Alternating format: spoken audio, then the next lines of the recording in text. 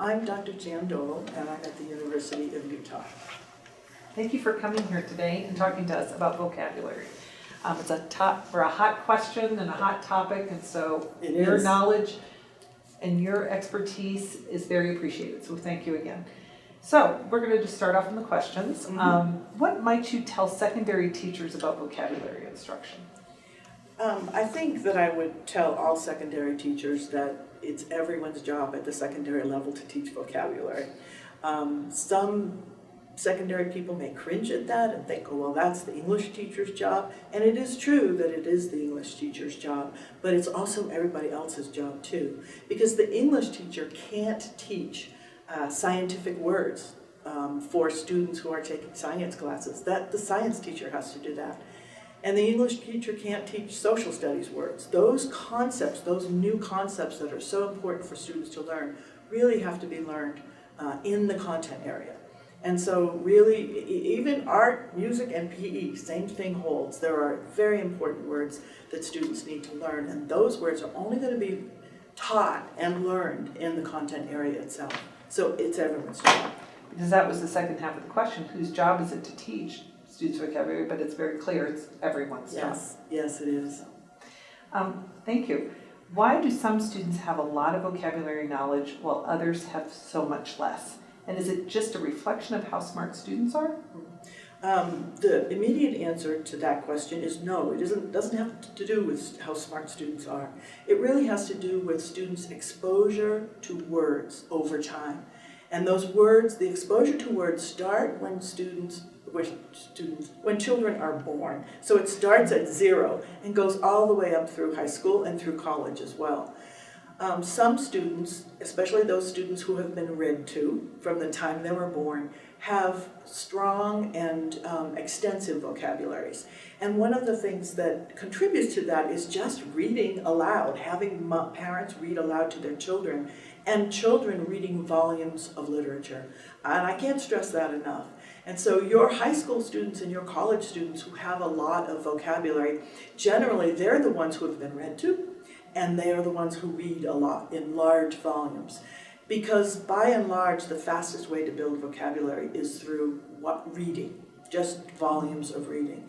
So students who haven't been read to because their parents are working 2 or 3 jobs are not going to have those opportunities to learn language at the same rate as other children would. And unfortunately, our struggling readers don't want to read. And we can't blame them for that. You don't want to do anything that you're not good at doing, so they don't read, and so they don't increase their vocabulary as well. Because truly the best way to increase vocabulary is through the volumes of reading, just lots of reading.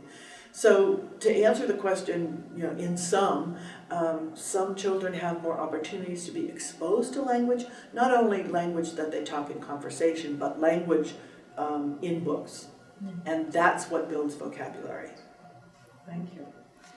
So then that goes along with what is the fastest way for students to learn new words. Yes. Goes right along with the volume. Yes. And just exposure. And yes, the fastest way for students to learn new words is just by lots and lots of reading. Nagy and Anderson talk about that students have about a 1 in 5% chance of learning a new word that they encounter in context. So that's about 1 in 20, that's right. And so they have about a 5% chance of learning new words. But over time and over volumes of reading, that ends up being a lot of new words. So what is the difference between what words English teachers should teach and what words disciplinary teachers should teach? Yes, and that's an interesting question. And Freddie Hebert has done a lot of work with vocabulary in this way. And it was the first time I ever heard of this idea was through Freddie. And so I want to acknowledge Freddie's work. What Freddie talks about is the different kinds of words that are taught by English teachers who teach generally fiction, and content area teachers who teach mostly informational text. And what Freddie talks about that is in books that you read, in narrative, the new words for students are new terms for already known concepts. Okay, so let's take the word aberrant. Aberrant means strange or unusual. Well, we can talk about aberrant behavior, and all middle and high school students know what aberrant behavior is, but they don't know the term aberrant. And so those are the kinds of words that students are exposed to in narrative, and that's what they're exposed to in the English class. Another word is revengeful. Think of revengeful. Well, students know what revenge is. They all know, but they don't know the term.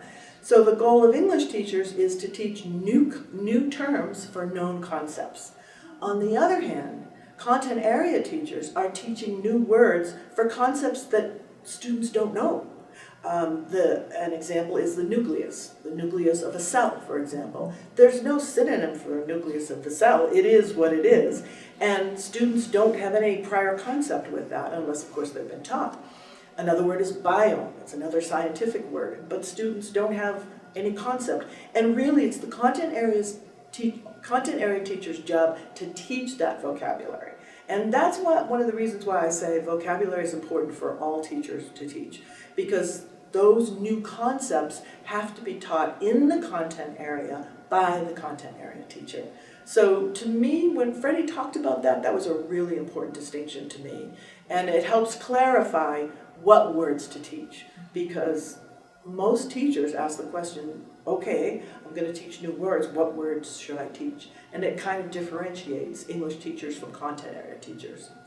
So true. Well, now that we have discussed what words to teach, how should content area teachers go about teaching these words? So not just what the words are, but how do you teach them? Yes. Well, one, I do want to talk about quantity. You can't teach a lot of new words at one time.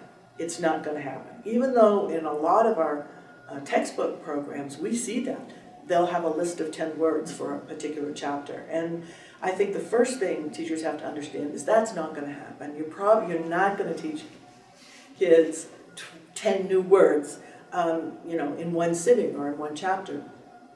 So a few words at a time, maybe 3, maybe 5, and even that still needs more work. We talk about repetition, and repetition is the second most important thing. How do you teach? You need lots of repetition. And in that repetition, it's not just saying the word 15 times, it's experiencing the word in different contexts. Okay, so one time you can make up a sentence, that's really useful, but another time you can differentiate concepts. You can talk about examples and non-examples. With the word aberrant, for example, you can say, this is aberrant behavior. What would you call the opposite of aberrant behavior? Well, I might call it normal behavior. That might be a way to distinguish aberrant from something else.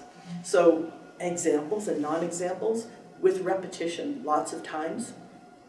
The other thing that I want to talk about related to teaching vocabulary is don't forget the use of multimedia.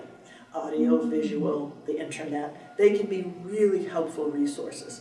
And I think a very good example of that, and I'm especially thinking about English language learners, if there's a new concept or a new word, show the picture on the internet. What is this thing? What is this word? And that can do a lot to implant an idea or a representation of a word in children's minds. They're not going to learn a new word by being exposed to it, by looking it up in the dictionary and writing a sentence about it. It's not going to happen. It really takes a lot of repetition, and it takes reinforcement. You have to go back over the words. And that's hard for teachers. I think it's hard for anyone to know, oh, I have to go back over words that my students learned 2 months ago. But you have to do that. And the more experiences they get with the word, the more they will learn the word. Very interesting. Other than teaching the meanings of words themselves and wide reading, what else can teachers do to improve their students' vocabularies? Yeah, I think the other big thing that I would think of, and much research supports this, is the teaching of word parts to students, and the teaching of how to separate a word into smaller chunks that are more manageable. And we think of prefixes and suffixes, and there are lots of them by the time you get to middle and high school. Greek and Latin prefixes and suffixes. Also, root words is important as well. I was observing a lesson the other day, and a student teacher had the word sagacity on the board. And he went on to say he gave a dictionary definition of sagacity, which I have to tell you, I did not understand. So then it was a question of, what do you say to him? And I said, what's the root word of sagacity? And he said, oh, sage. And what does sage mean? Well, sage means something like wisdom, okay? Show that to your students, okay? So you write it on the board. You have the word on the board so students can see the word. They can see sagacity. They can see sage, S-A-G-E. They know it means wisdom. They can look at other alternatives like sagacious. What does sagacious mean? If you know what sage means, that's going to help you figure out what these other words mean. And that's a way to increase vocabulary exponentially, because you're not learning one word, you've learned 3 words. And so on and so forth. But I think that's really important for students at the middle and secondary level. They need to know those words. The other thing I want to say about that, though, is you don't want to have kids memorize the definitions out of context. Just by memorizing a list of Greek and Latin prefixes and suffixes. They really have to be embedded in the language, embedded in text.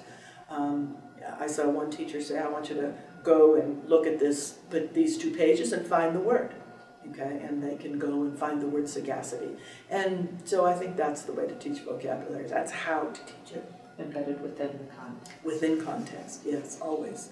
So what about our second language learners? How do we help them with vocabulary? Yeah, I think that's a wonderful question. If we look at Isabel Beck's 3 tiers of vocabulary, and she talks about tier 1 being the very known and common words, tier 2 being adult, mature, words that adult, mature users use, and tier 3 being those disciplinary specific terms. Second language learners really need help at all 3 levels, okay, where most students who are native English speakers don't need at the 2nd grade level to learn what the word house means. They know what the word house means.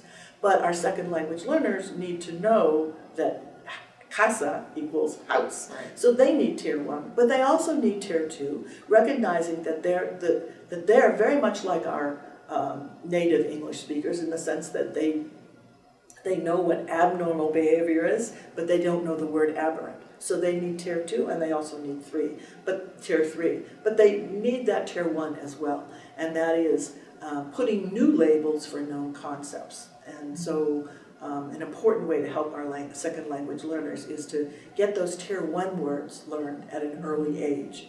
And then I would also suggest too as well, I think it's a wonderful idea for second language learners to be paired with other second language learners to speak the same language and can help each other.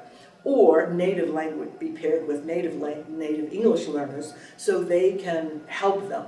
I think it's very important that you establish a community of understanding in the classroom where kids see that they can learn from everyone, not just the teacher, but they learn from themselves as well.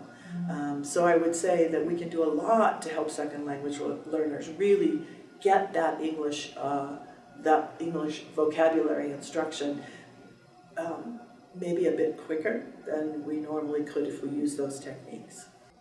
So thank you, Dr. Dole, for being with us today here at the beautiful Literacy Center, Research Center and Clinic at the University of Wyoming. We appreciate your time and coming to visit us. And I'm so happy to be here. Thank you very much. Thank you.